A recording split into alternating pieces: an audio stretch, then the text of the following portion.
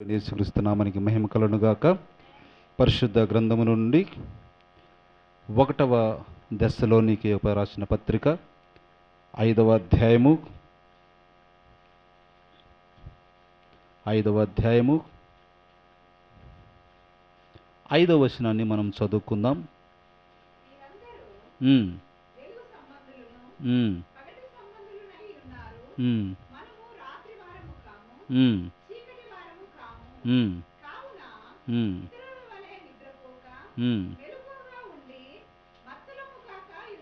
ఆమేన్. చాలమ్మా.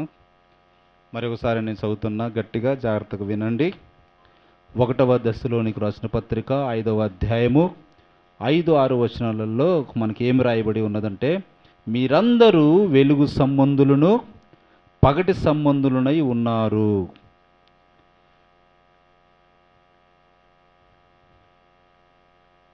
మనము రాత్రి వారము కాము, చీకటి వారము కాము.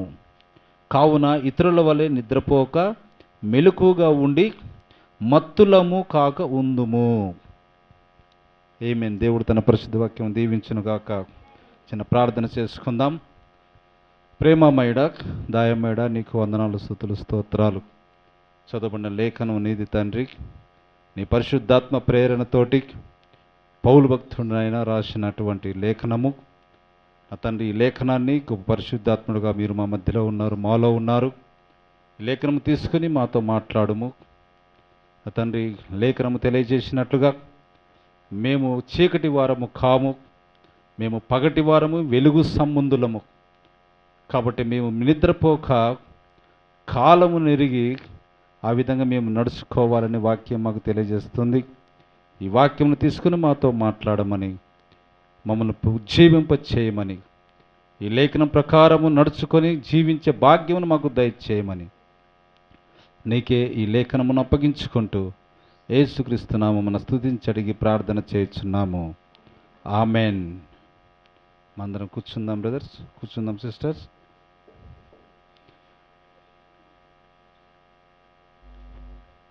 ఇంకా విశాలం కూర్చోండి. Very good. హల్లెలూయా. దేవుని మహిమ కలుగును గాక. ఏమని చదువుకున్నాం మనము? మీరందరూ ఎవరంట? మీరందరూ ఎవరంట? గట్టిగా చెప్పాలి. మీరందరూ ఎవరంట? వెలుగు సంబంధులు. వెలుగు ఎవరై ఉన్నారు? ప్రభు అయిన యేసుక్రీస్తు వెలుగు అయి ఉన్నాడు. నేను ఈ లోకమునకు వెలుగును అని ఆయన చెప్పాడు. హల్లెలూయా. దేవుని మహిమ కలుగును గాక. మనందరం ఎవరమంట? వెలుగు సంబంధులము. అంటే యేసుక్రీస్తు సంబంధులము. ఆమేన్. హల్లెలూయా. చాలా మంచి వాక్యము. కాబట్టి మనం వెలుగు సంబంధులము. కాబట్టి మనం ఇంకా ఎవరమై ఉన్నాము? పగటి సంబంధులమై ఉన్నాము. పగలే కదా వెళ్తురుండేది. పగలు సంబంధులమై ఉన్నాం. మనము రాత్రి వారము కాము, చీకటి వారము కాము. ఒకవేళ పగలు రాత్రి అని మనం పోల్చుకుంటే మనం రాత్రి వారము కాము. మనం ఎవరమి? చీకటి వారము కూడా కాదు. వెలుగు చీకటి, పగలు రాత్రి. చూడండి ఎలాగా వాక్యం మనకు తెలియజేస్తూ ఉన్నదో. కావున ఇతరుల వలె నిద్రపోక మెలకుగా ఉండి మత్తులము కాక ఉందుము. ఇతరులు అంట్లా ఏ విధంగా ఉన్నారంట? నిద్రపోతున్నారు, ఇంకా మత్తుల్లాగున్నారు. కానీ మనం మత్తులము కాక నిద్రపోక మెలకుగా ఉన్నాము. మెలకుగా ఉండటం అంటే ఏంటంటే, లేఖనాలు ఈ దినానికి ఏమి ఉన్నాయో వాటిని పరిశీలన చేయటము. ఏంటిది అది? మెలకుగా ఉండటము. ఆమేన్. దేవుని మహిమ కలుగును గాక. ఇప్పుడు చూడండి, మెలకుగా ఉండటం అంటే దానియేలు ఒక ఉదాహరణగా మనం తీసుకుందాం. ఎవరిని? దానియేలుని భక్తుని, దానియేలుని ప్రవక్తను. ఆయన రోజు కూడా ఇర్మియా గ్రంథాన్ని చదువుతూ ఉన్నాడు. దానియేలు కంటే ముందున్నది ఎవరు? ఇర్మియా ప్రవక్త. ఆయన గ్రంథాన్ని రాశాడు. తర్వాత ఈ దానియేలు చెరపట్టబడి బబులోను దేశమునకు వెళ్ళిపోయాడు. నెబుకద్నెజరు తీసుకుని వెళ్ళాడు. ఆయన దగ్గర ఏమున్నది? ఇర్మియా రాసినటువంటి గ్రంథం ఉంది. ఇర్మియా ఏం చెప్పాడంటే 70 సంవత్సరాలు మీరు చెరలో ఉంటారు అని చెప్పి ఉన్నాడు. ఆ 70 సంవత్సరములు ఇంకా ముగింపుకు వస్తుంటే అప్పుడు దానియేలు భక్తుడు ప్రార్థన చేయటానికి ప్రారంభించాడు. ఆమేన్, హల్లెలూయా. దేవుని మహిమ కలుగును గాక. చాలా జాగ్రత్తగా వినాలి. అంటే అక్కడ రాయబడింది ఏమున్నదంటే యెరూషలేము పాడుగా ఉండవలసిన 70 సంవత్సరములు, లేకపోతే ప్రభు నామమున ప్రవక్త ప్రకటించిన 70 సంవత్సరములు ఏం కాబోతా ఉన్నాయి? సంపూర్ణము కాబోతా ఉన్నాయి. కాబట్టి ఇక ఆయన ఏం చేశాడు? మెలకువగా ఉండి ప్రార్థన చేసినట్టుగా మనం చూస్తూ ఉన్నాం. హల్లెలూయా. దేవుని మహిమ కలుగును గాక. ఆయన ఆ గ్రంథాన్ని తీసుకొని చదువుతూ ఉన్నప్పుడు ఆయనకు ఏం దొరికిందంటే యెరూషలేము మొత్తము ఎన్ని సంవత్సరములు చెరలో ఉంటుంది? 70 సంవత్సరములు. అప్పుడు ఆయన లెక్కేసుకున్నాడు, నేను ఎప్పుడు వచ్చినా, ఎప్పుడు మమ్మల్ని పట్టుకొచ్చారు, అవన్నీ లెక్కేసుకున్నారు. 75 సంవత్సరములు కావస్తున్నది. ఇంకా మాకు ఏం కాబోతున్నది? విడుదల రాబోతా ఉన్నది. ఇక చెరలో నుంచి మళ్ళీ మేము తిరిగి యెరూషలేముకు వెళ్ళే అవకాశం మాకు వస్తున్నది అన్న అవగాహన ఏంటిదంట? మెలకుగా ఉండటము. అది లేఖనము నువ్వు చూసి గమనిస్తే అప్పుడు నువ్వు విశ్వాసంలో ఉండాలనా, ఇంటి దగ్గరనే ఉండాలనా, దేవుడు నాకేమి కార్యం మంచిది ఏం చేయటం లేదు కాబట్టి నేను చర్చికి రాను, మందిరానికి రాను, లేకపోతే ఎక్కడికైనా పోతా అని అంటే నీకేమి లేదు, మెలకువ అన్నది నీకు లేదు. మెలకువ లేదంటే ఏంటిది? నువ్వు లేఖనాలను ఈ దినానికి ఏమున్నాయో నీవు గమనించటం లేదు. దాన్ని బట్టి ఏమవుతున్నావు? నిద్రపోతున్నావు. నువ్వు చీకటి వారివి. అది కాబట్టి మనమందరము కూడా ఒక సహవాసానికి మనము వచ్చి ఉన్నాం. అది తండ్రి అయిన దేవునితోనూ ఆయన కుమారుడైన యేసుక్రీస్తుతోనూ సహవాసం ఉన్నదని మనకు పరిశుద్ధ గ్రంథం తెలియజేస్తూ ఉంది. మనం ఇక్కడికి వచ్చినామంటే మనం ఎవరితో సహవాసం చేయడానికి వచ్చాం? దేవునితో మనం సహవాసం చేయటానికి వచ్చాం. హల్లెలూయా. దేవుని మహిమ కలుగును గాక. కాబట్టి ఈ సహవాసానికి ఆధారము ఏంటిదంట? చూడండి, ఈ సహవాసానికి ఆధారం ఏంటిది? యేసుక్రీస్తు మన ఆధారం. హల్లెలూయా. ఇప్పుడు చూడు, అసలు సహవాసం అంటే ఏంటిది అంటే ప్రవక్త సహవాసం యొక్క ఆధారము అనే వర్తమానములో మనకు బోధించిన మాటలను మనం తీసుకుంటా ఉన్నాం. కాబట్టి గమనించండి, సహవాసం అంటే మనము సమకూడి వచ్చుటయే సహవాసమగును. ఇప్పుడు చూడండి, ఇద్దరు స్నేహితుల్లాగా సమకూడితేనే వాళ్ళ సహవాసం అన్నది ఉంటుంది. అట్లనే సంఘం అంటే ఏంటిది? అందరూ కలిసి సమకూడి వస్తే దాన్ని ఏమంటాము? సహవాసము అంటాము. అయితే కాకుల వలె మరియు పావురం వలె కలిసి ఏకముగా ఉండలేము. ప్రవక్త ఏం చెప్తా ఉన్నాడు? సహవాసం అంటే ఏంటిది? కాకులు వచ్చి మళ్ళీ పావురాలు వచ్చి రెండు చోట్ల కలిసి ఉండలేవు. అవి రెండు ఒకదానితో ఒకటి కలిసి సహవాసం చేయలేవు. ఆ రెండిటి ఆహారము మరియు అలవాట్లు భిన్నమైనవి. ఇప్పుడు మనం అందరము ఈ సహవాసానికి వచ్చినామంటే మన అలవాట్లు మన ఆహారము ఎటువంటిది? ఒకే విధమైనది. హల్లెలూయా. మనమందరము కూడా చూడండి, మన అలవాట్లు ఏంటి అంట? యేసుక్రీస్తు యొక్క గుణ లక్షణాలు. మన యొక్క ఆహారం ఏంటిదంట? యేసుక్రీస్తు యొక్క ఆహారం అనే వాక్యాన్ని మనము భుజించటానికి సహవాసానికి వచ్చి ఉన్నాం. మనందరిది కూడా ఏంటిదంట? ఒకే మనస్సు లేదా ఒకే ఆహారం, ఒకే అలవాట్లు అయి ఉన్నవి. కాబట్టే మనం సహవాసం చేస్తూ ఉన్నాం. హల్లెలూయా. దేవుని మహిమ కలుగును గాక. ఇంకా సహవాసం అంటే ఒక ఒప్పందం అయి ఉన్నది. ఏంటిదంట? ఒక ఒప్పందం. సహవాసం అంటే ఏంటిది? అరే మన ఇద్దరం ఫ్రెండ్స్ అంటే దాని మధ్యలో ఏమున్నది? ఒక ఒప్పందం అన్నది ఉంది, లేకపోతే ఒక కట్టడ అన్నది ఉన్నది. హల్లెలూయా. మీరేదైనా ఒక ఒప్పందం కింద ఉన్నంత వరకు మీరు సహవాసమును కలిగి ఉండగలరు. ఎప్పుడు దాకా ఉండగలరు? ఒక ఒప్పందం కింద ఉండాలి మీరు. ఆ ఒప్పందం కింద ఉన్నంత వరకు మీరు ఏం చేయగలరు? సహవాసం అన్నది చేయగలరు.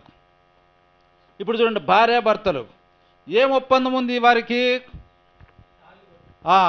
చూడండి, మనము ఆ ఉంగరం అన్నది నా భార్యనిగా చేసుకొనిచున్నా, లేకపోతే నా భర్తనుగా చేసుకొనిచున్నా అన్న ఆ ప్రమాణము, ఆ ఒప్పందం ఉన్నది కదా, అది ఆ ఒప్పందం కింద ఉన్నంత వరకు మీరేం చేస్తూ ఉన్నారు? కలిసి ఉంటా ఉన్నారు.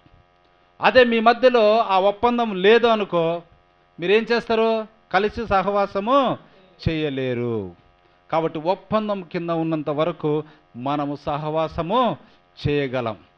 అట్లనే మనం క్రీస్తుతోటి సహవాసము ఏ విధంగా ఉన్నది? ఒప్పందముతో కూడుకొని ఉన్నది. ఏంటిదా ఒప్పందము అంటే? ఏంటిదా ఒప్పందం?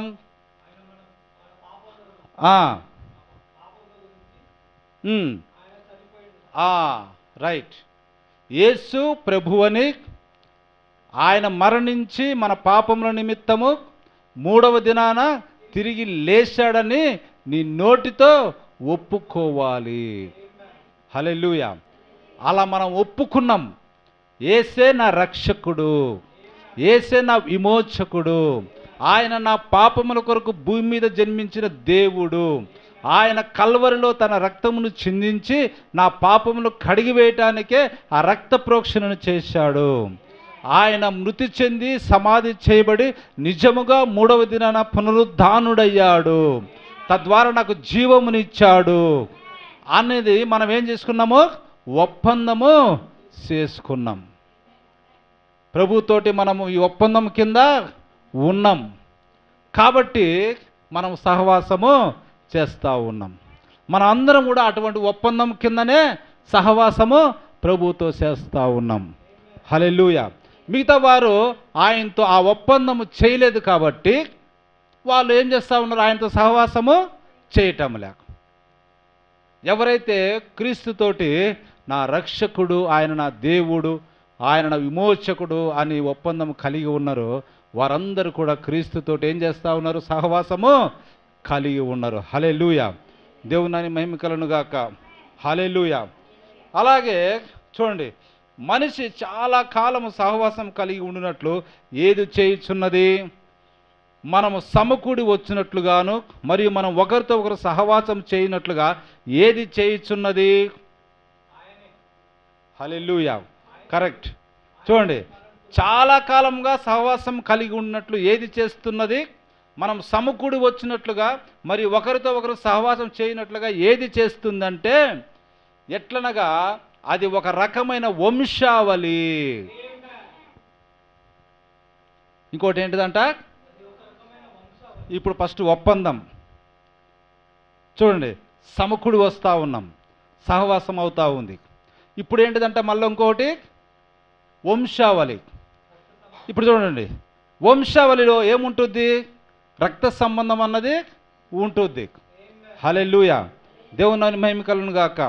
చూడండి, వంశావళి అన్నప్పుడు ఇప్పుడు చూడండి, మన బాబాయ్ వాళ్ళ కొడుకులు, మన పెదనాన్న వాళ్ళ కొడుకులు, ఇటుపోతే అక్క వాళ్ళ కొడుకులు, అట్లా బంధువులంతా రక్త సంబంధికులంతా వాళ్ళు ఎక్కడున్నా కానీ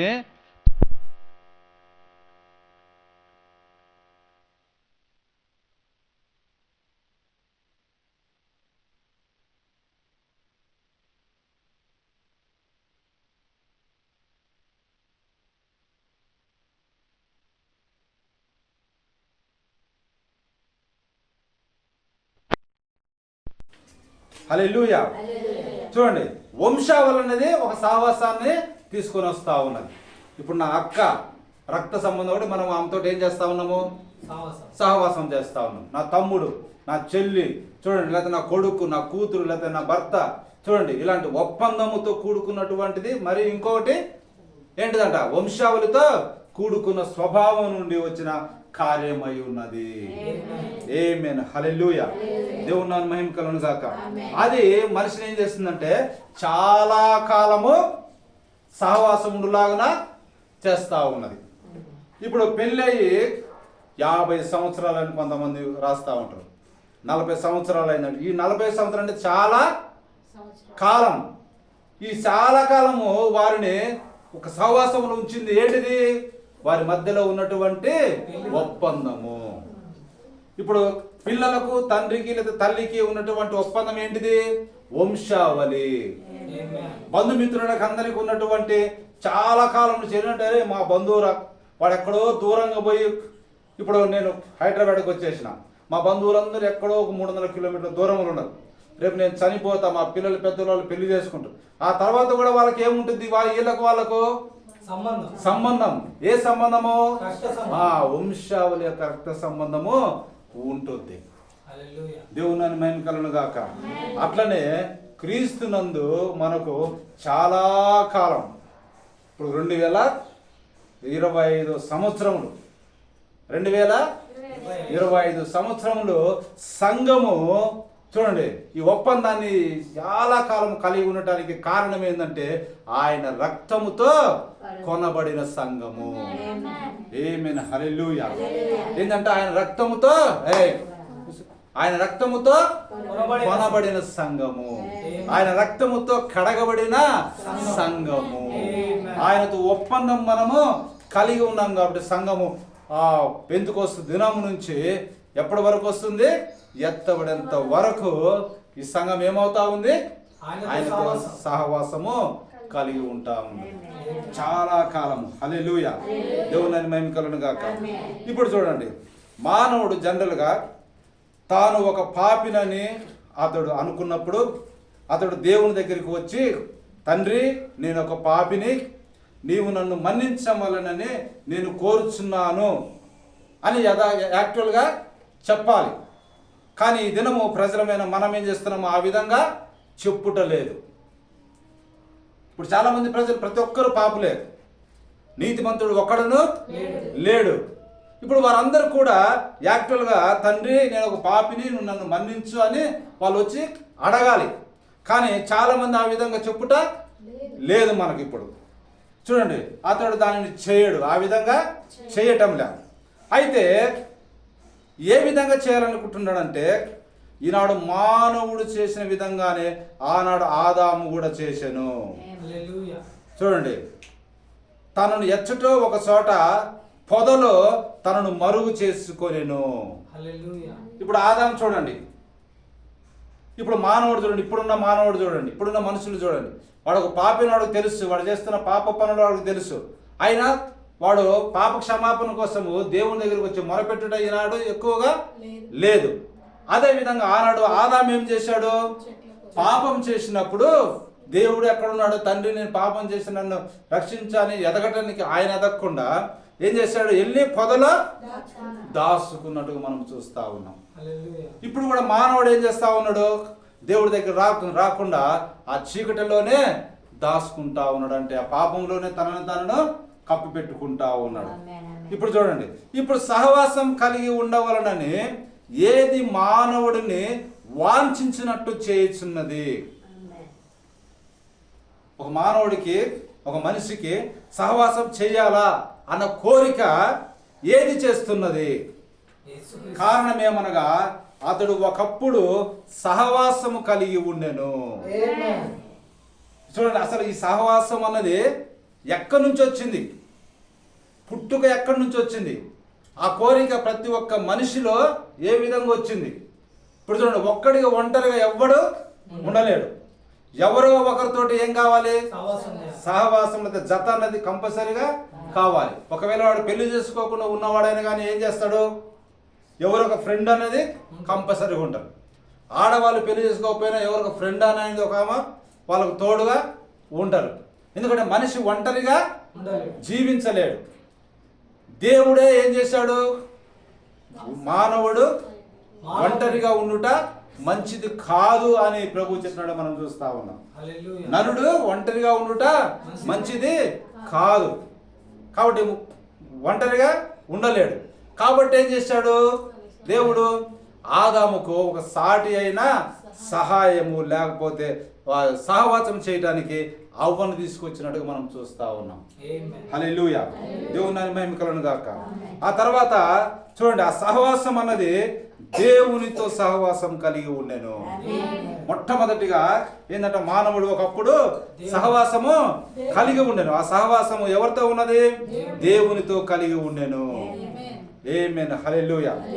కాబట్టి ఆ సహవాసం చేయటికి నేడు మనకు సాధ్యమైనంత వరకు శ్రేష్టమైన రీతిలో ప్రయత్నిస్తున్నాడు. ఎట్లా దేవునితో మనం ఉండాలని సాధ్యమైనంత వరకు శ్రేష్టమైన రీతిలో మనము చేస్తాము. అతడి మూలము దేవునితో సహవాసం కలిగి ఉండెను. మానవుడు అంటే స్త్రీ కానీ పురుషుడు కానీ వాళ్ళ మూలము ఎవరితో సహవాసం ఉంది? దేవునితో సహవాసం ఉన్నది. హల్లెలూయా, హల్లెలూయా. కావున ఆ మూలము నుండి సహవాసమును కలిగి ఉన్న స్వభావం మనకు వచ్చింది. ఇప్పుడు కూడా మనుషులకు ఫ్రెండ్స్ కావాలి, లేకపోతే ఒంటరిగా ఉండలేము. సహవాసం అనేది కాదు. ఆ స్వభావం మనకి ఎట్లా వచ్చింది? ఆ మూలము మొట్టమొదటిగా ప్రభుతో మనము సహవాసము చేశాము. ఆదాము నుండి ఆ స్వభావం అనేది మనకు వచ్చింది. హల్లెలూయా. చూడండి, ఆ తెరకు ఆవలి ప్రక్కన ఎచ్చటో ఒక చోట నుండి మనము వచ్చామని మనకు తెలుసు. ఎక్కడి నుంచి వచ్చాం మనము? ఎక్కడో ఆవలి తెర నుండి మనము వచ్చాం. మళ్ళీ నేను ఎక్కడికి వెళ్ళాలనో, తాను వచ్చిన మార్గం ఏంటిదో మనము కనుగొనాలని ఇప్పుడు ప్రయత్నం చేస్తా ఉన్నాం. ఇప్పుడు మన ప్రయత్నం అంతా ఏంటిది? మళ్ళీ తిరిగి దేవునితో సహవాసము కావాలని ప్రయత్నం చేస్తా ఉన్నాడు మానవుడు. ఆ కారణం చేతనే మనల్ని ఏమి ఆకర్షిస్తున్నాయంటే దేవుని యొక్క అతీతమైన కార్యములు మనకు ఆకర్షిస్తూ ఉన్నాయి. దేవుని యొక్క అద్భుత కార్యములు, అద్భుత క్రియలు మనల్ని ఏం చేస్తూ ఉన్నాయి? అవి మనల్ని ఆకర్షించారక మనం ఏం చేస్తాము? దేవుడి దగ్గరికి వెళ్తా ఉన్నాం. హల్లెలూయా, దేవుని నామమునకు మహిమ కలుగును గాక. ఎందుకనగా మానవుడు తాను ఎచ్చటి నుండి వచ్చెనో తాను వెళ్ళవలసిన మార్గం ఏదైనా దాని కొరకు వెతుకుచున్నాడు. మనమే కాదు, ఒక క్రైస్తవులనే కాదు, ప్రతి వాళ్ళు కూడా దేవుని దగ్గరికి వెళ్ళాలనే మార్గమే వారందరూ కూడా వెతుకుతా ఉన్నారు. ప్రతి మానవుడు అదే వెతుకుతా ఉన్నాడు. హల్లెలూయా, దేవుని నామమునకు మహిమ కలుగును గాక. అయితే తాను వెళ్ళవలసిన మార్గం ఏదనే దాని గురించి అంతా వెతుకుతారు కదా. ఆ వెళ్ళవలసిన మార్గము గురించి వివరించగల గ్రంథము ఒక్కటి మాత్రమే కలదు. హల్లెలూయా. చూడండి, మళ్ళీ నువ్వు తిరిగి దేవునితో కలిసి ఆ మార్గం ఏమైతే ఉన్నదో ఆ దాని గురించి వివరించే గ్రంథం ఏముందంట? ఒకే ఒక గ్రంథము, అదే పరిశుద్ధ గ్రంథము. ఆమేన్, హల్లెలూయా. ఇక ఏ గ్రంథాలలో దాని గురించి లేదండి. కాబట్టి ఎందుకు పరిశుద్ధ గ్రంథములో ఉన్నది? యేసుక్రీస్తు వచ్చిన చెప్తాను, నేనే మార్గము. ఆమేన్, హల్లెలూయా. నా మూలమునే తండ్రి దగ్గరికి వస్తాడు. అంటే ఆదాము సహవాసం చేసిన ఆ దేవుడి దగ్గరికి సహవాసం మళ్ళీ నీకు కావాలంటే ఎవరి మూలంగా వెళ్ళాలి మనము? నా ద్వారా తప్ప మరి ఏ మార్గం అన్నది లేదు అని వివరించే గ్రంథం ఏమున్నది? పరిశుద్ధ గ్రంథం అన్న బైబిల్ మాత్రమే. ఆమేన్, హల్లెలూయా. ఒకే ఒక్క గ్రంథం మాత్రమే ఉన్నది. నీవెవరివి? నీవెచ్చటి నుండి వచ్చావు, ఎచ్చడికి వెళ్ళుచున్నావని ఖచ్చితంగా అది మాత్రమే నీకు వివరించగలదు. చూడండి, పరిశుద్ధ గ్రంథమే. నువ్వెవరు, నువ్వు ఎచ్చడి నుంచి వచ్చావు, ఎక్కడికి వెళుతున్నావు అనేది చూడండి. ఏది నీకు చెప్తా ఉన్నది? పరిశుద్ధ గ్రంథము. హల్లెలూయా, దేవుని నామమునకు మహిమ కలుగును గాక. నీవు వెళ్ళి చేరవలసిన గమ్యం ఏదనియో, నీవెచ్చటి నుండి వచ్చితివనియో, నీవు ఎవరనే విషయమును గురించి సరిగ్గా పరిశుద్ధ గ్రంథము నీకు చెప్పుచున్నది. అది సరిగ్గా పరిశుద్ధ గ్రంథము నీకు చెప్తా ఉన్నది. హల్లెలూయా, దేవుని నామమునకు మహిమ కలుగును గాక. మానవుడు తాను ఒక పాపిని కనుగొని వెంటనే అతడు మరలా తన స్థానంకు తిరిగి వచ్చుటకు ఈనాడు ఏం చేస్తా ఉన్నారంటే ప్రజలు తన స్వకీయ మార్గములోని దాన్ని చేయుటకు ఎప్పుడు ప్రయత్నిస్తా ఉన్నాడు. ఇప్పుడు ఏం చేస్తా ఉన్నారు మానవులు? ప్రపంచవ్యాప్తంగా దేవుడి దగ్గర తిరిగి వెళ్ళాలని ఆశ ప్రతి ఒక్కరికి ఉంది.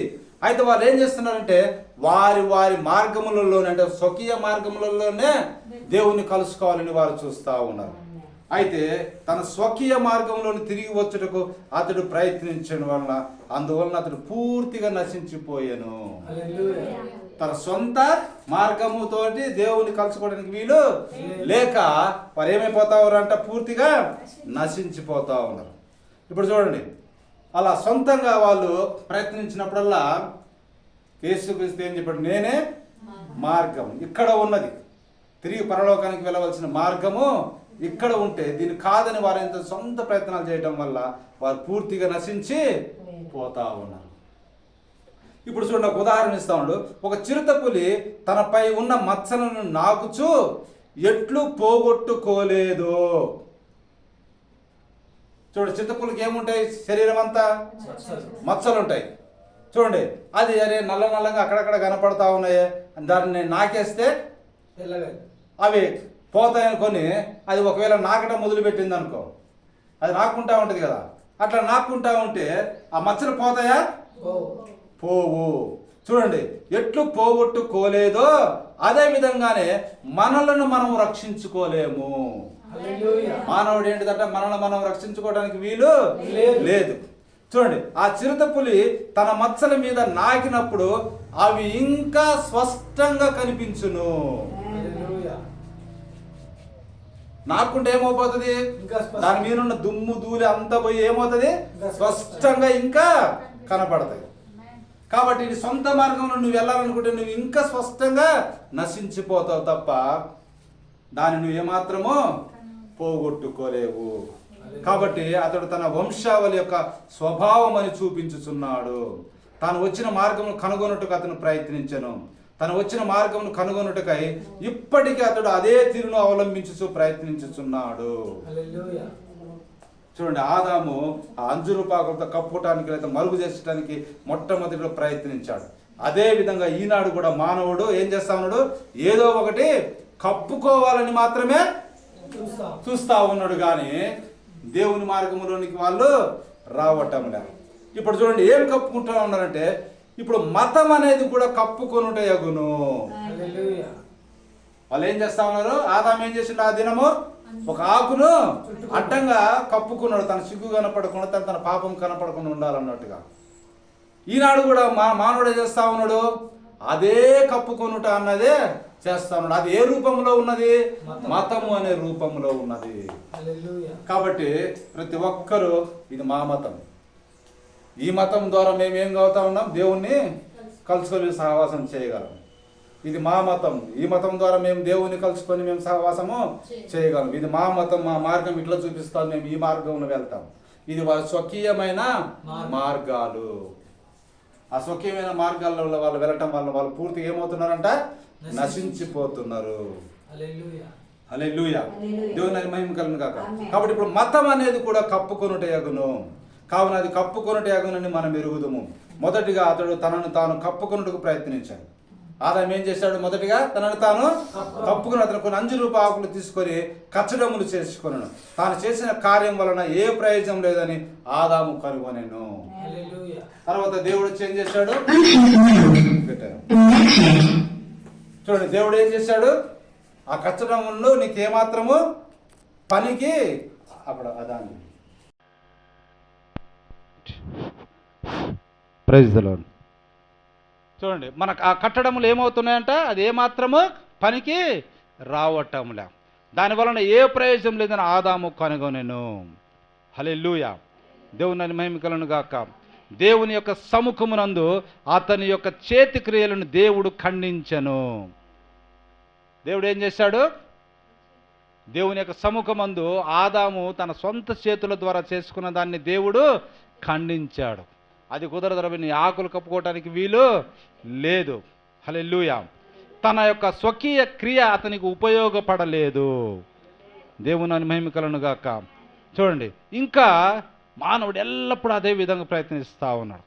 దేవుడు ఏం చేశాడు, ఆ యొక్క కచ్చడాలను తీసివేసి వారికి కొన్ని దుస్తులు ఇచ్చినట్టుగా మనము చూస్తూ ఉంటాం. హల్లెలూయా, ఆ రీతిగానే మళ్ళీ మానవుడు ఏం చేస్తానంటే ఒక గోపురము నిర్మించను.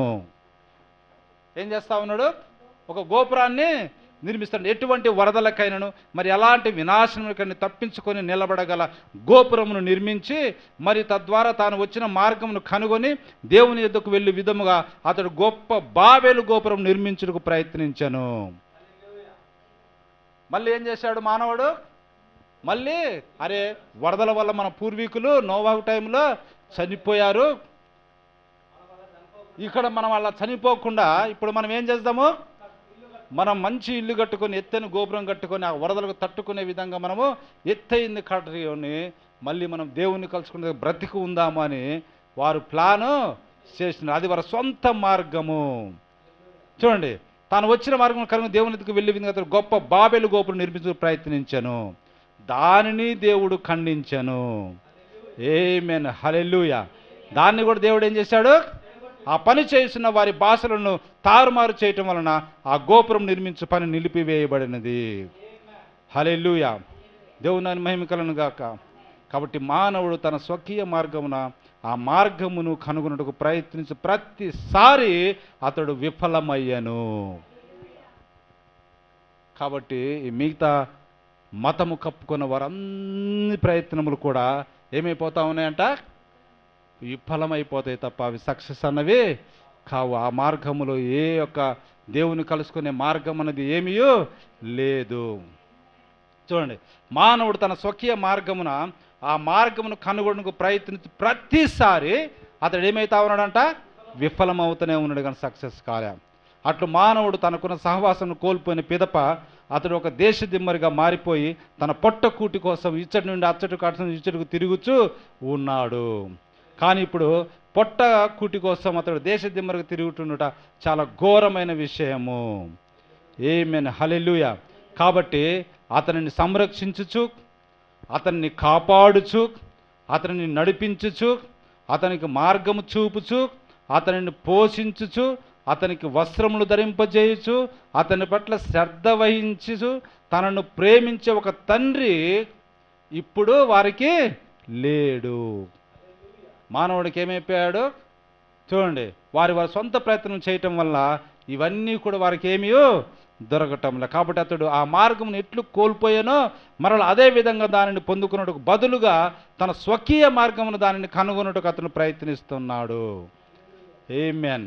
చూడండి, అతడు తన స్వకీయ మార్గమును చేయుటకే కోరుచున్నాడు. మానవుడు తన స్వకీయ విధానమును దానిని చేయవలని కోరుచున్నాడు. అతడు ఎల్లప్పుడూ ఆ విధంగానే చేస్తూ ఉన్నాడు. ఎప్పుడు అదే చూస్తున్నాడు, తన సొంత ప్రయత్నములే చేస్తూ ఉన్నాడు. కాబట్టి అతడు తన స్వకీయ మార్గం వెళ్ళుటకు ప్రయత్నించి ప్రతిసారి ఎల్లప్పుడూ దారి తొలగిపోతూ తప్పుడు మార్గంలోనే వెళ్ళుచున్నాడు. వాడు ప్రయత్నిస్తున్న ప్రతిసారి ఏమవుతుందంట? తప్పుడు మార్గమున వెళ్తా ఉన్నాడు, దారి తొలగిపోతూ ఉన్నాడు. హల్లెలూయా. చూడండి, ఈ కాలంలో ఎట్లా ఉందంటే తన సొంత తెలివితేటల ద్వారా ఆ మార్గమును కనుగొనుటకు అతడు ప్రయత్నిస్తూ ఉన్నాడు. ఇప్పుడు ఏం చేస్తూ ఉన్నారు? మానవుడు తన సొంత తెలివితేటల ద్వారా దేవుని మార్గాన్ని కనుక్కోవాలని ప్రయత్నిస్తూ ఉన్నాడు. అందుకొరకు తనను తాను విద్యావంతునిగా చేసుకొని దానిని కనుగొనుటకు ప్రయత్నిస్తున్నాడు. ఏం చేస్తూ ఉన్నాడు అంటే ఇప్పుడు మానవుడు విద్యావంతులు చేసుకొని, అంటే శాస్త్రవేత్తలుగా వాడిగిడి చేసుకొని పెద్ద పెద్ద రాకెట్లను, పెద్ద పెద్ద విమానాలను, ఇంకా ఏం చేస్తూ ఉన్నారు? వాటిని శాటిలైట్స్ని వాటిని కనుగొని ఏ కాడికి మనం ఏం కావాలి? పైకి వెళ్ళాలి, పైకి వెళ్ళాలి, పైకి వెళ్ళాలి. ఆ మార్గాన్ని మనము కనుగొని తన సొంత విధానములో అతను ప్రయత్నం చేస్తూ ఉన్నాడు, విద్యావంతునిగా చేసుకుని ప్రయత్నం చేస్తూ ఉన్నాడు. చూడండి ఎలా ఉన్నదో. అంతేకాకుండా చూడండి, మన సంఘములలో కూడా మనము చదువుటకును, రాయుటకును, గణితము నేర్పించుటకును పథకములను మనము రూపొందించుకుంటూ ఉన్నాం. అవి మంచివే, కానీ వాటి వలన మనమేమి పొందితిమి? మన చదువు అక్కర అవన్నీ కావాల్సి ఉన్నది, కానీ వీటి వలన మనం ఏం పొందుకుంటా ఉన్నాం? లోకం ఏం పొందుకుంటా ఉంది? చూడండి, రెండింతలుగా పిల్లలను నరకపాత్రులుగా ఈ ప్రపంచం మార్చివేసినది. ఏందంట? రెండింతలుగా. ఎంత చదువుకుంటా ఉంటే పిల్లలు అంతగా చెడిపోతూ ఉన్నారు. ఈనాడు మీరు ఒకసారి కాలేజీలలోకి మీరు వెళ్ళి చూస్తే వాళ్ళు పై చదువులకు కాలేజ్ తర్వాత డిగ్రీలకు వచ్చాక ఏం పిలుస్తూ ఉన్నారు? సిగరెట్లు, ఇంకా గంజాయి, తర్వాత ఇంకా మత్తు మందులు, ఇంజక్షన్లు, మళ్ళీ ఇంకేం చేస్తారు? పబ్బులు, వాటన్నిటికి పోయి ఏం చేస్తున్నారు? ఇప్పుడు ఈ గంజాయి ఇటు పోతే ఇవన్నీ అమ్మేది ఎక్కడ జరుగుతుంది? కాలేజీలనే కదా. ఇంజనీరింగ్ కాలేజీల దగ్గరనే కదా ఎక్కువ జరిగేది. అంటే విద్య చదువుకునే కొంది పిల్లలు ఏమైపోతూ ఉన్నారంట, ఇంకా రెండింతలుగా చెడిపోతూ ఉన్నారు. ఇప్పుడు విద్య లేదా నాగరికత ఎల్లప్పుడూ పాపమును తీసుకుని వచ్చును. ప్రవక్త ఏం చెప్తా ఉన్నాడు, విద్య లేకపోతే నాగరికత అంటే మనం ఇప్పుడు నవీన మోడల్ అంటే ఏమైపోతుంది, పాపాన్ని తీసుకొని వస్తూ ఉన్నది. ఈ భూమిపై మానవులు విస్తరించినప్పుడు హింస పెరుగుట ప్రారంభమైనది. ఈ భూమి మీద మానవులు ఎప్పుడైతే విస్తరించుట ప్రారంభమైందో, నాకు కావాలి ఈ స్థలము, నాకు కావాలి ఈ స్థలము అని చెప్పేసి ఏమైపోయింది, హింస అన్నది మొదలైంది. నాగరికత లేకపోతే విద్య అన్నది ఎప్పుడైతే ఎక్కువ అవుతా ఉన్నదో పాపమును తీసుకొని వస్తూ ఉన్నారు. చూడండి ఎంతగా అవమానం ఉన్నదో చూడండి విద్య వలన. అందువలన దేవుడు ప్రపంచమును నాశనము చేశాను. మొట్టమొదటిగా ఏం చేశాడు, నోవహు కాలంలో ప్రపంచాన్ని నాశనం చేశాను. నాగరికత ద్వారా పాపం ప్రవేశించను. ఆనాడు కూడా ఎంతో నాగరికత అన్నది ఉన్నది. దానివల్ల వాళ్ళు ఏమైనారు, ఇష్టం వచ్చినట్టుగా వ్యభిచారం చేయటము ప్రారంభము చేశారు. దాన్ని బట్టి ఆ యొక్క ప్రపంచాన్ని దేవుడు ఏం చేశాడు, నాశనము చేశాను. కాబట్టి తెలివితేటలతో మీరెప్పుడు దేవునితో మరల సహవాసములోనికి వెళ్ళలేరు. ఏంటిదంట, దేవునితో సహవాసంలోనికి వెళ్ళాలంటే దేనితోటి వెళ్ళలేరు, తెలివితేటలతోటి దేవునితో మనము వెళ్ళలేము. అయినప్పటికీ చూడండి యేసుక్రీస్తుకు బద్ధ శత్రువు నాగరికతేనని నేను తలంచుచున్నాను. ప్రవక్త ఏం చెప్తా ఉన్నాడు, యేసుక్రీస్తుకు బద్ధ శత్రువు ఏమని ఉన్నదంటే అది విద్య. విద్య అంటే ఏంటిది, నాగరికత. ఈనాడు చూడండి నాగరికత అంటే నవీన స్టైల్ అంటే నాగరికత అంటే ఏంటిది, మోడ్రన్ ఫ్యాషన్. దానివల్ల ఏమవుతా ఉంది, ఇష్టం వచ్చినట్టుగా బికినీలు వేసుకుంటా ఉన్నారు, పొట్టి డ్రెస్సులు వేసుకుంటా ఉన్నారు. చూడండి చిన్న చిన్న పీలికలే కట్టుకొని మన సముద్రంలో తిరుగుతూ ఉన్నారు, వీధులలో తిరుగుతూ ఉన్నారు. మనకనే కాదు ప్రపంచం మొత్తంగా మనం ఆలోచన చేయాలి. దాన్ని ఏమంటారు వాళ్ళు, ఏంద్ర ఇట్లా డ్రెస్ వేసుకున్నామంటే దాన్ని ఏమంటున్నాము, ఫ్యాషన్. లేకపోతే ఫ్యాషన్ ఏమంటారు, నాగరికత. దానివల్ల ఏమొస్తున్నది, యేసుక్రీస్తుకు అది బద్ధ శత్రువు అవుతా ఉన్నది, విరోధి అవుతా ఉన్నది. ఇంకా చూడండి ఆడవాళ్ళు మగవాళ్ళు మొత్తం ఇక్కడ కోసినట్టుగా ప్యాంట్లు, మోకాల కాడ కోసినట్టుగా ప్యాంట్లు, చినిగిపోయిన ప్యాంట్లు, మళ్ళీ ఈ తొడల మీద ఇదిగో ఇక్కడ దాకానే కొంచెమే ఉండి మళ్ళీ కింద అంతా ప్యాంట్ లాగా అటువంటి ఆడవాళ్ళు వేసుకొని తిరుగుతూ ఉన్నారు. దాన్ని ఏమంటున్నారు, ఫ్యాషన్. మళ్ళా ముఖానికి రంగులు వేసుకోవటం, కళ్ళకు అవి ఐబ్రోస్ పెట్టడం, కళ్ళ కింద మీ కింద అంతా రంగులు పోయటం, ఇవన్నీ కూడా ఏమంటున్నాం, గోళ్ళకు పెయింట్లు వేయటం, కాళ్ళకు పెయింట్లు వేయటం. చూడండి ఇంకా రకరకాలైనటువంటి ఇవన్నీ పెడతా ఉంటారు ఎంతో నాజుగ్గా. అవన్నీ ఏంటివంటున్నాము, ఫ్యాషన్. ఫ్యాషన్ అంటే నాగరికత. ఇవన్నీ ఏమవుతున్నాయంటే దేవునికి బద్ధ శత్రువు అంటే విరోధి. ఈ ప్రపంచంలో నాగరికతను తీసుకుని వచ్చినప్పుడు అది దేవుని నమ్మని అజ్ఞానులను అనేక మందిని రూపొందిస్తున్నది. నువ్వు ఎప్పుడైతే ప్యాషన్లోకి వెళ్తూ ఉంటావో వాళ్ళు ఏం చేయరు, దేవుణ్ణి నమ్మరు. దేవుని నమ్మితే అవన్నీ తీసేయాలి కదా, అవన్నీ పోతాయి. కాబట్టి వాళ్ళు ఏం చేస్తారు, దేవుడు లేడు, ఏమీ లేడు అంటే దేవుని నమ్మని అజ్ఞానులను నాగరికత ఏం చేస్తూ ఉన్నది, ప్రపంచంలోనికి తీసుకొని వస్తూ ఉన్నది. అలాంటి వారితో మీరేమీ మాట్లాడలేరు, మరి మీరు ఏమీ చేయలేరు. వాళ్ళకి మీరు ఎంత చెప్పినా ఏమీ మాట్లాడలేరు, ఏమీ చేయలేరు. వారి దారి వాళ్ళదే అది. హల్లెలూయా.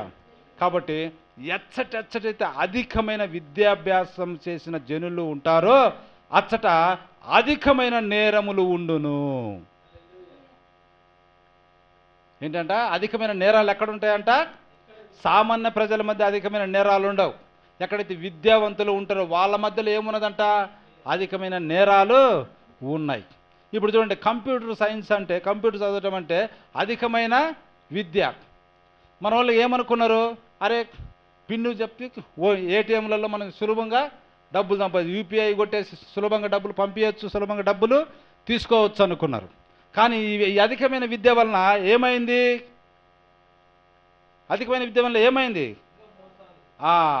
చూడండి నేరాలన్నవి ఎక్కువైనవి.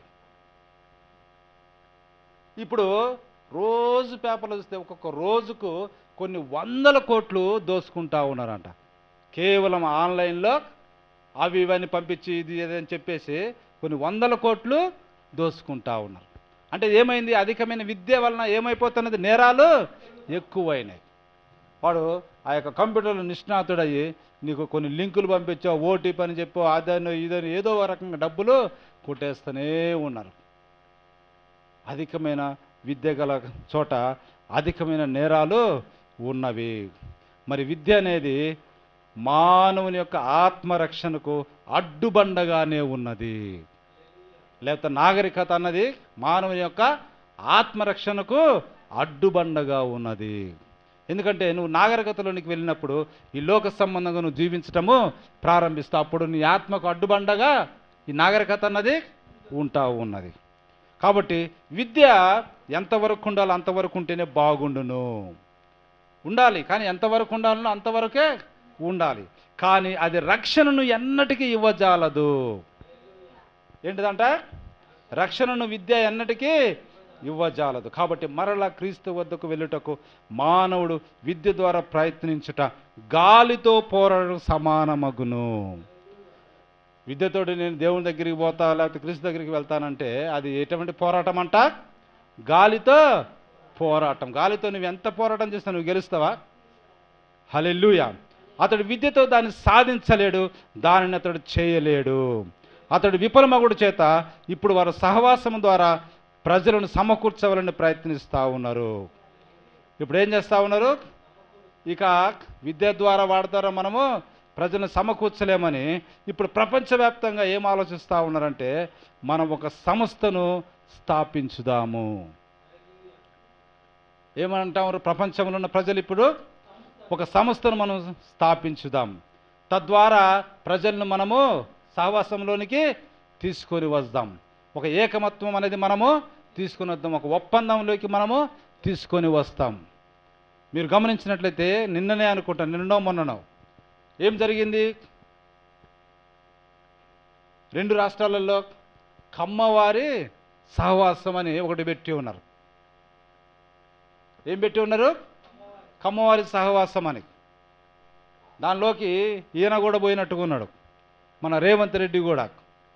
ఆయన రెడ్డినా ఏదో దానికి ఆ సమ్మేళనానికి వెళ్ళిండో ఏదో. మరి వాళ్ళంతా కలిసి ఏం చేసినట్టే కమ్మవారి యొక్క సహవాసం అంటే దాన్ని ఏంటిది?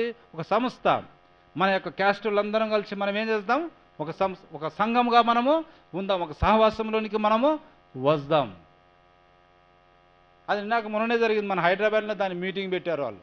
ఎక్కడెక్కడ ప్రపంచంలో ఉన్న చాలామంది కూడా కూటానికి హాజరయ్యేట్టుగా మనం చూస్తూ ఉన్నాం. అట్లనే మన వాళ్ళు కూడా ఏం చేస్తామనంటే ఒక సంఘాన్ని మనము స్థాపిద్దాం, ఒక సంస్థను మనము స్థాపిస్తాం. మెథడిస్టుకు ఒక సంస్థ, బాప్టిస్టుకు ఒక సంస్థ, క్యాథలిక్ వాళ్ళకు ఒక సంస్థ, అట్లా రకరకాలుగా అందరికీ ఒక సంస్థలు ఉండి ఆ సంస్థ ద్వారా జనులను ఏం చేస్తూ ఉన్నారు? సహవాసంలోనికి తీసుకొని వద్దామని ప్రయత్నము చేస్తూ ఉన్నారు. అయితే ఆది నుండి దేవుని ప్రణాళిక అట్లు లేదు. ఏంటంట? ఆది నుండి దేవుని ప్రణాళిక అట్లా లేదు. దేవుని మహిమ కలుగును గాక. అయితే విద్య దాని పనినది చేస్తున్నది, సంఘ సంస్థ దాని పాత్రనది పోషిస్తున్నది. కాబట్టి మనము మరల సహవాసంకి వెళ్ళేటకు ఆ మార్గమున వెళ్ళలేమండి. దేవుని మహిమ కలుగును గాక. అది దేవుని యొక్క పథకము కాదు. చూడండి, అది దేవుని యొక్క పథకము కాదు. ఇంకొక మాట ప్రవక్త చెప్తా ఉన్నాడు, దేవుడు దేనిని అన్నడూ నాశనము చేయలేదు. ఏంటంట? దేవుడు దేనిని ఎన్నడూ నాశనం చేయలే ఆయన. కానీ మానవుడు తన స్వజ్ఞానముతో తనను తానే నాశనము చేసుకొనేను. ఎట్లా నాశనం అయిపోతా ఉన్నారు మానవుడు అంటే? తన యొక్క సొంత జ్ఞానముతోటే. ఇప్పుడు ఆదామవ్వలకు ఈ పండు తిని ఈ పండు తినగాకమని చెప్పిండు. ఇప్పుడు జ్ఞానంతో ఆమె ఏం చేసింది? తనను తానే నాశనం చేసుకుంది. దేవుడు వారిని ఏమన్నా నాశనం చేశాడా? చేయలే. హల్లెలూయా. దేవుని మహిమ కలుగును గాక. ఇప్పుడు ఏదైనా తోటలో 2 రకముల వృక్షములు కలవు. వాటిలో ఒకటి జీవ వృక్షము, రెండవది జ్ఞాన వృక్షము. మంచి చెడును తెలిపే జ్ఞాన వృక్షము నుండి తీసిన ఫలమును మొట్టమొదటిసారిగా మానవుడు కొరికినప్పుడు దేవుని సహవాసము నుండి అతడు తనను వేరుపరుచుకొనెను. ఏం చేశాడు? మొట్టమొదటిగా ఆ మంచి చెడును తెలుపునిచ్చే ఆ జ్ఞానం అనే పండును వాడు కొరికినప్పుడు ఏమైండు? దేవుని నుండి సహవాసం నుండి అతను వేరుపరచబడాడు. కాబట్టి చూడండి, ఆ ఫలములను అతడు కొరికే ప్రతిసారి తనను తానే నాశనం చేసుకొనేను. జ్ఞానమనే ఫలాన్ని కొరికిన ప్రతిసారి మానవుడు తనకై తానే నాశనం చేసుకుంటుగా, దేవుడు దేనిని అన్నడు నాశనం చేయలేదండి. హల్లెలూయా, దేవుని మహిమ కలుగును గాక. ఇప్పుడు చూడండి, ఆ జ్ఞాన వృక్ష ఫలమును అతను కొరికినప్పుడు పేలుడు పదార్థాన్ని కనుగొన్నాడు. చూడండి, జ్ఞానం వృద్ధిలోనికి వచ్చే కొంది దాన్ని కొరికినప్పుడల్లా ఏం కనుక్కున్నాడు? దాన్ని కొరికి పేలుడు పదార్థం ఎటువంటిది మొన్నటిదాకా లేదు. ఇప్పుడు 17 సంవత్సరము 1700 సంవత్సరం 1600 సంవత్సరానికి పేలుడు అన్నది లేదనుకుంటా. ఆ తర్వాతనే కదా పేలుడు అన్నది మనం కనుక్కున్నది. అంటే బాంబు అంటే ఏంటిది ఇట్లాంటివన్నీ కనుక్కున్నది. అంటే జ్ఞానము వృద్ధిలోకి వచ్చే కొంది ఏమవుతా ఉన్నది? దాన్ని కొరికినప్పుడల్లా ఆ పేలుడు పదార్థాన్ని కనుక్కొని ఎవరిని చంపుతా ఉన్నాడు? తోటి స్నేహితున్నే, తోటి ప్రజలనే, తోటి మానవుల్ని అతను చంపుతా ఉన్నాడు. చూడండి, ప్రవక్త ఎంతకాలం అప్పుడు చెప్పాడో ఈ మాటలు. అతడు జ్ఞానము అనే ఫలమును కొరికినప్పుడు పేలుడు పదార్థాన్ని కనుగొని తన సన్నిహితుడిని తుపాకీతో పేల్చి చంపివేశాను. తుపాకీ కనుక్కున్నాడు, ఆ తర్వాత బాంబులు కనుక్కున్నాడు. ఇవన్నీ కనుక్కొని ఎవరిని చంపుతా ఉన్నాడు? తోటి మానవుని చంపేస్తున్నాడు. కానీ దేవుడికి ఏమీ కాదండి. ఒక్క అణుబాంబును హిరోషిమా నాగసాకి మీద వేసి కొన్ని వేల మంది, లక్షల మంది చంపినట్టుగా మనము చూస్తూ ఉన్నాం. యుద్ధములలో ఎంతోమంది చనిపోతూ ఉన్నారు. ఆ తర్వాత చూడండి, మోటార్ వాహనమును కనుగొనుటకు జ్ఞాన వృక్ష ఫలమును అతను కొరికినప్పుడు ఆ పేలుడు పదార్థము కంటే ఈ మోటార్ వాహనాలు అనేక మందిని చంపెను. మనం ఏమనుకున్నాము? అబ్బా, కారు వచ్చేసిందిరా, లేకపోతే 4 పైలతోటి నడిచే ఒక బండి తయారు చేశారు, ఎంత జ్ఞానం వృద్ధి పొందింది అని మనం అనుకున్నాం. కానీ దానివల్ల రోడ్డు యాక్సిడెంట్లు ఎన్నో అయ్యి పేలుడు పదార్థాలు కనుక్కొని చచ్చిపోయిన వారి కంటే ఏమైందంట? వీరే ఎక్కువ అయినారంట. ప్రపంచవ్యాప్తంగా తీసుకుంటే రోజు రోడ్డు ప్రమాదంలో ఏదో ఒక వెహికల్ గుద్దుకొని చనిపోయిన వాళ్ళు కొన్ని లక్షల మంది ఉన్నారు. అదన్న యుద్ధం వచ్చినప్పుడు చచ్చిపోతారేమో, కానీ ఇదైతే డైలీ ప్రపంచవ్యాప్తంగా ఒకసారి మీరు ఆలోచన చేయండి. ఎంతమంది ఎక్కడెక్కడ జరుపుతా అవన్నీ వార్తల్లో నువ్వు లెక్క కడితే రోజు కొన్ని లక్షల మంది వాహనాలు గుద్దుకొనే చనిపోతున్నట్టు మనం చూస్తాం. చూడండి, ఈ మోటార్ వాహనం అనేక మందిని చంపాను. అలాగే అతడు అణుబాంబును కనుగొని వాటి ద్వారా అతడు ఏమి చేయబోతా ఉన్నాడు? ఈ అణుబాంబుల ద్వారా తనను తానే నాశనం చేసుకొనును. ఒక అణుబాంబు వేస్తే కొన్ని లక్షల మంది జపాన్లో చనిపోయినట్టుగా మనం చూస్తూ ఉన్నాం. అట్లాంటి ఇప్పుడు పడితే ఇంకా వాటికంటే ఎన్నో రెట్లు ఎక్కువ ఇప్పుడు ఉన్నాయి. తనను తానే నాశనం, అంటే జ్ఞాన వృక్షంను కొరికిన ప్రతిసారి తనను తానే నాశనం చేసుకుంటా ఉన్నాడు. చూడండి, తన స్వజ్ఞానము ద్వారా క్రొత్త వాటిని కనుగొని ప్రతిసారి తనను తానే అతడు నాశనం చేసుకొనేను. ఆమేన్, హల్లెలూయా, దేవుని మహిమ కలుగును గాక. కానీ సామాన్యమైన విశ్వాసం అనే ఈ వృక్షం వద్దకు వచ్చి దానిని ఎందుకు విశ్వసించకూడదు? చూడండి, విశ్వాసం అనే ఈ వృక్షం ఎట్లుందంట? సామాన్యముగా ఉన్నది, నార్మల్గా ఉన్నది. ఏంటంట? సామాన్యంగా ఉంది, నార్మల్గా ఉండారక దీని దగ్గరికి ఎవరు రావటానికి ఇష్టపడటం లేదు. చూడండి, అర్థమైంది? అతడు చేయవలసింది అది మాత్రమే. మానవుడు ఏం చేయాలంట? సామాన్యముగా పెట్టాడు ప్రభు. ఏమని పెట్టాడు? నేనే మార్గము, నేనే జీవము, నా యొద్దకు వచ్చు వారిని నేను ఎన్నడూ త్రోసివేయను, నా ద్వారానే తండ్రి దగ్గరికి వెళ్తారు, అంటే పరలోకానికి వెళ్తారు. ఇది ఎట్లా ఉంది? దానికి నువ్వు చేయాల్సింది ఏంటిది? ఏ జ్ఞాన పండు నువ్వు కొరకాల్సిన అవసరం లేదు. ఏ డబ్బును నువ్వు ఆ యొక్క ప్రయోగశాలల్లో లక్షల కోట్లు ఖర్చు పెట్టాల్సిన అవసరం లేదు. ఏ రాకెట్కు నువ్వు 100 కోట్లు ఖర్చు పెట్టాల్సిన అవసరం లేదు. ఎలా నువ్వు వెళ్తావు? ఆ పవర్ నీకు ఎట్లా వస్తుంది? ఆయన రక్తము ద్వారానే. హల్లెలూయా, ఇదంతా సామాన్యముగా ఉన్నది. అది ఎలా? క్రీస్తునందు విశ్వాసము నీవు ఉంచుట ద్వారా దేవుని నువ్వు కనుగొనగలవు, తిరిగి నువ్వు దేవుడితో సహవాసం చేయగలవు. ఇది ఎట్లా ఉన్నది? చాలా సామాన్యముగా ఉన్నది, చాలా చిన్నగా ఉన్నది, చాలా సులువుగా ఉన్నది, సులభమైన పద్ధతిగా ఉన్నది. కానీ దీన్ని వదిలేసి మానవుడు ఈ దినం ఏం చేస్తూ ఉన్నాడు? ఇది ఎందుకు పనికిరాదని ఎవరు అనుకుంటున్నారు, కానీ విశ్వాసమే మనకు అది చేస్తూ ఉన్నది. ఆమేన్. దేవుని మహిమకలను గాక. చూడండి, దేవుని యొక్క విశ్వాసము మనం ఉంచినట్టయితే దేవుని యందు అవి ఏం చేస్తుందంట? దేవుని పథకమేమనగా, దేవుని పథకం ఎట్లుందంట? చంద్రుని దాటుకొని మిమ్మల్ని 100 కోట్లు 10 లక్షల కాంతి సంవత్సరం దూరమునున్న ఆవల వైపుకు తీసుకుని వెళ్ళే పథకము. ఆమేన్. హల్లెలూయా. మానవుడు ఎంత వెళ్ళాలన్నా అది వెళ్ళటానికి వీళ్ళైనటువంటి దూరం అది. కానీ దేవుని పథకం ఎట్లున్నదంట?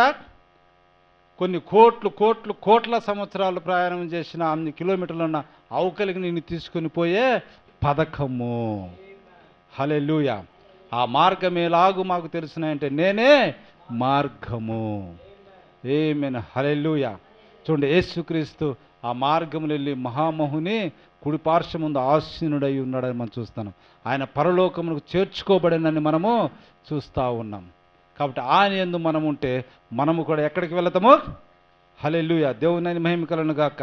ఈ దినము మానవుడు జ్ఞానం అనే పండును కొరికి చంద్రునిపైకి వెళ్ళి అక్కడ కూర్చొని అక్కడ నివాసం చేయాలని చూస్తున్నాడు. అయితే ప్రవక్త అంటే అచ్చట మీరు కూర్చోలేరు. ఎందుకంటే అచ్చట ఈ భూమిలాగా అయస్కాంతం వల్ల పట్టుకొని ఉంచే ఆకర్షణ శక్తి లేకపోవటం వలన మీరు తేలుచూ ఉండేదరు. ఇక్కడ ఏముంది మనకు? ఈ ఆకర్షణ అయస్కాంతం శక్తి ఉంది కాబట్టి మనం భూమి మీద నిలబడి ఉన్నాం. కాకపోతే అక్కడ చంద్రులు ఏం లేదంట, అలా ఆకర్షించే అయస్కాంతం శక్తి లేదు. కాబట్టి అక్కడ ప్రజలు ఏ విధంగా ఉంటారో, ఒకరు వెళ్తే గాలిలో తేలియాడుతున్నట్టుగా ఉంటారు. మరి అటువంటిప్పుడు నువ్వు ఎక్కడక్కడ బతకగలవు? కాబట్టి అక్కడ కూడా నువ్వు వెళ్ళలేవు. చూడండి, నేను అచ్చటికి వెళ్ళేటకు ఆశించను. ప్రవక్త ఏమంటా ఉన్నాడు? నేను అట్లా గాల్లో తేలాడే వాటికి ఎక్కడ వెళ్ళడానికి నేను ఇష్టపడను, కానీ నేను ఎచ్చట ఉన్నాను నా గృహమునకు వెళ్ళుటకు నేను కోరుకొనేదను. ఆ గృహము ఆవలిగట్టున ఉన్నది. అది నిజము. హల్లెలూయా. దాంట్లోకి మనం ఎట్లా వెళ్తామంటే ఒక్క క్షణమున ఎగిరిపోయి రెప్పపాటు కాలమున ఎత్తబడుటలో కొనిపోబడి. ఆమేన్. హల్లెలూయా. ఎట్లా వెళ్తాం మనము? ఎట్లా వస్తుంది మనకు ఆ శక్తి? విశ్వాసం వలన ఒక్క క్షణమున ఎగిరిపోయి రెప్పపాటు కాలమున ఎత్తబడుటలో కొనుపోబడి మరి ప్రభు అయిన యేసులో మనం ఎచ్చట నిరంతరం జీవించదమో అచ్చటికి వెళ్ళిపోయేదము. ఆమేన్. హల్లెలూయా. దేవుని మహిమ కలుగును గాక. చూడండి, మిమ్మల్ని మీరు అతుక్కున్నట్టుకు ప్రయత్నించుట కాదు, కానీ ఇదివరకే ఉన్న దాంతో నిరంతరం జీవించుటకు వెళ్ళవలసి ఉన్నది. ఇదివరకే ఏమున్నదంట? నువ్వు ఒకరితోటి ఉన్నావు. ఎవరితోటి? నువ్వు దేవునితోటి ఉన్నావు. నీ మూలము దేవునితోటి ఉన్నది. దానితోటి నువ్వు అత్తుకోవటానికి నువ్వు వెళ్ళాలి. అదెంత మహిమకరమైన కార్యం అయి ఉన్నది. ఆమేన్. హల్లెలూయా. దేవుని మహిమ కలుగును గాక. కాబట్టి ఏదైనా తోటలో దేవుడు ఆ పథకమును రూపొందించను. మళ్ళీ దేవునితో సహవాసంలోనికి వచ్చే పథకాన్ని ఎక్కడ రూపొందించాడు? ఏదైనా తోటలోనే రూపొందించాడు. హల్లెలూయా. మానవుడు తన స్వహస్తము చేసిన మానవుని యొక్క క్రియను ఆదిలోని దేవుడు ఖండించను. చూడండి, మానవుడు తన స్వహస్తాలతో చేసిన క్రియను దేవుడు ఆదిలోనే ఖండించేసి, చూడండి, కోల్పోయిన సహవాసను మానవుడు మరల పొందుకున్న ఆకాంక్షతో అంజురుపాకులతో మత సంబంధమైన మార్గం కనుగొనుటకు మొట్టమొదటి పొరపాటు ద్వారా అతడు ప్రయత్నించిన వెంటనే దేవుడు దానిని ఖండించను. చూడు, మత సంబంధమైన కచ్చడము ద్వారా కప్పుకోవటం వలన దేవుడు దాన్ని ఫస్టే ఖండించను. కాబట్టి ఆయన ఏం చేశాడు? దాన్ని ఖండించి కొన్ని జంతువులను చంపి మరియు కొన్ని గొర్రె చర్మములను తీసి వాటిని వారికి చొక్కాయలుగా చేయించి తొడిగించను. ఆ మార్గం ఎక్కడ రూపొందిందంట? ఏదేను తోటలోనే. ఈ మతము అనే కప్పుకోవటం అనేది దేవుడు ఏం చేశాడు? అప్పుడే తృణీకరించేశాడు. ఇది చెల్లుబాటు కాదు, దాని ద్వారా నువ్వు తన మళ్ళీ సహవాసంలో నువ్వు రాలేవు. కాబట్టి ఏం చేశాడు? ఆ పథకం అన్నది చేశాడు. అక్కడే గొర్రె పిల్లలను చంపి ఆ గొర్రె చర్మం తీసి వారికి చొక్కాలుగా చేయించి తొడిగించినట్టుగా మనం చూస్తూ ఉంటాం. హల్లెలూయా. దేవుని మహిమ కలుగును గాక. తద్వారా అది ఏమి సూచించిందనగా మన కొరకు రక్తమును చిందింపబడుటయే దేవుని యొక్క ప్రణాళిక అయి ఉన్నది. చూడండి, మనం తిరిగి దేవునితో సహవాసంలోనికి రావాలంటే ఏం కావాలి? రక్తము చిందించబడుటయే. హల్లెలూయా, దేవుని మహిమ కలుగును గాక. దాని కొరకు రక్తము చిందింపబడుటే ఎల్లప్పుడూ దేవుని యొక్క ప్రణాళిక అయి ఉన్నది. దేవుని ప్రణాళిక ఎల్లప్పుడూ అట్లే ఉండును. కాబట్టి ఏదైనా తోటలోనే రక్తమును దేవుడు ఏం చేశాడు? తిరిగి కలుసుకునే విధానానికి ఆపాదించాడు. కాబట్టి యేసుక్రీస్తు యొక్క రక్తము చిందించబడటం ద్వారా మళ్ళీ మనం తిరిగి ఏమవుతా ఉన్నాము? దేవునితో సహవాసంలోనికి వస్తూ ఉన్నాం. హల్లెలూయా. రక్తము చిందింపబడటం ద్వారానే పాపములకు క్షమాపణ కలుగును. చూడండి, పాపాలకు ఎక్కడ క్షమాపణ జరుగుతున్నది? రక్తము చిందింపబడుట ద్వారానే. రక్త ప్రోక్షణ లేకుండా పాపములకు క్షమాపణ దొరకదు. పాపములకు ఏమి దొరకదంట? రక్త ప్రోక్షణ లేకుండా పాపాలకు క్షమాపణ దొరకదండి. హల్లెలూయా, దేవుని మహిమ కలుగును గాక. కాబట్టి ఇతర ప్రణాళికలన్నీ విఫలమయ్యను. మానవుడు రకరకాలుగా ప్రయత్నం చేసి దేవునితో తిరిగి సహవాసంలోకి వెళ్ళాలని ఆయా మతస్థులు వారి వారి మార్గంలో ప్రయత్నాలు చేస్తూ ఉన్నారు. కానీ అవన్నీ ఏమవుతున్నాయంట? విఫలమవుతున్నాయి. ఒకే ఒక మార్గం మాత్రం ఉంది, అది ప్రభు అయిన యేసుక్రీస్తు అనే మార్గము. ఆమేన్, హల్లెలూయా. దానికి రక్త ప్రోక్షణ ఒక్కటే మార్గము. రక్తము చిందింపబడుటయే మన పాపములకు క్షమాపణ కలుగును. ఆమేన్, హల్లెలూయా. ఈ ఒక్కటి మాత్రము విఫలమవ్వదు. ఈ మార్గం ఏంటిదంట? విఫలమయ్యే మార్గము కాదు. హల్లెలూయా. రక్త ప్రోక్షణ లేకుండా పాపములకు క్షమాపణ ఉండదు. ఆది యందు దేవుడు అట్లే ప్రణాళికను రూపొందించను. ఆమేన్, హల్లెలూయా. కావున మరలా దేవునితో సహవాసం కలిగి ఉండటకు, మరియు ఒకరితో ఒకరు సహవాసం చేయుటకు అచ్చట ఉన్నది కేవలము ఒక్క మార్గం మాత్రమే. ఆమేన్, హల్లెలూయా. ఎన్నో మార్గాలు లేయండి, రకరకాల మార్గాలు లేవుడి. ఉన్నది ఏంటిదంట? ఒకే ఒక్క ఏకైక మార్గము. ఆ ఒక్క మార్గం ఏదనగా తన కుమారుడకు యేసుక్రీస్తు రక్తం ద్వారా మాత్రమే. హల్లెలూయా. దేవుని యొక్క రక్తము ద్వారానే, యేసుక్రీస్తు యొక్క రక్తము ద్వారానే ఆ యొక్క మార్గాన్ని మనము వెళ్ళగలము. హల్లెలూయా, దేవుని మహిమ కలుగును గాక. కనుక ఆయన గొర్రెలను లేదా గొర్రెను చంపి ఆ గొర్రె చర్మం తీశారు. వారి దిగంబరత్వను కప్పుటకు ఏదో ఒకటి మరణించవలసి ఉన్నది. అది నిజం. కాబట్టి నీ పాపం, నీ దిగంబరత్వం కప్పుకోవాలంటే నీ కొరకు ఏదో ఒకటి మరణించాలి. హల్లెలూయా. అలా మరణించిన వాడే మన ప్రభు అయిన యేసుక్రీస్తు. హల్లెలూయా. దీనిని మీరు విశ్వాసమును ఆధారం చేసుకొని స్వీకరించాలి. ఇది ఎప్పుడో జరిగిన కార్యం. చూడండి, ఇది ఎప్పుడో నిజంగా జరిగిన కార్యం. అయితే నువ్వు చూడలేదు, రైట్, నువ్వు చూడలేదు. కానీ ఇప్పుడు నువ్వేం చేస్తున్నావు? విశ్వాసము ద్వారా దాన్ని నువ్వు స్వీకరిస్తూ ఉన్నావు. ఆమేన్, హల్లెలూయా. దీన్ని మీరు విశ్వాసమును ఆధారముగా చేసుకొని స్వీకరించాలి.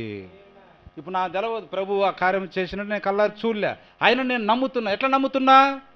విశ్వాసమును ఆధారము చేసుకొని. హల్లెలూయా, దేవుని మహిమ కలుగును గాక. కాబట్టి మనమందరం కూడా విశ్వాసము ఆధారము తీసుకొనే ప్రభు మనకి కార్యం చేసి ఉన్నాడని మనము పరిశుద్ధ గ్రంథమును నమ్ముతా ఉన్నాం. ఇందులో రాయబడిన ప్రతి లేఖనాన్ని మనము విశ్వసిస్తున్నాం.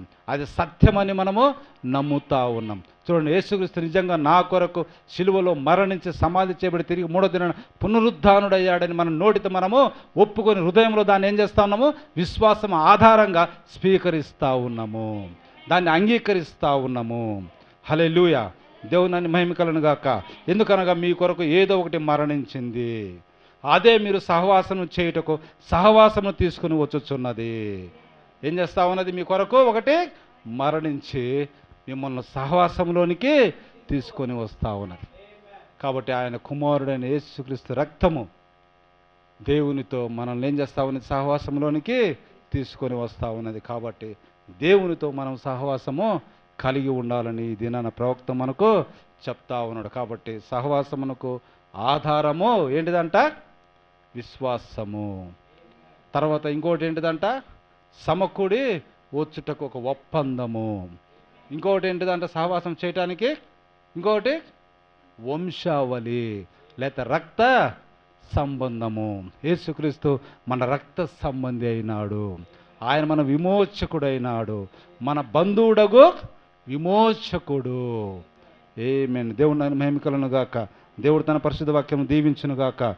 తలలు వచ్చినట్టే మనం ప్రార్థించుకుందాం. క్లోజ్ చేయండి.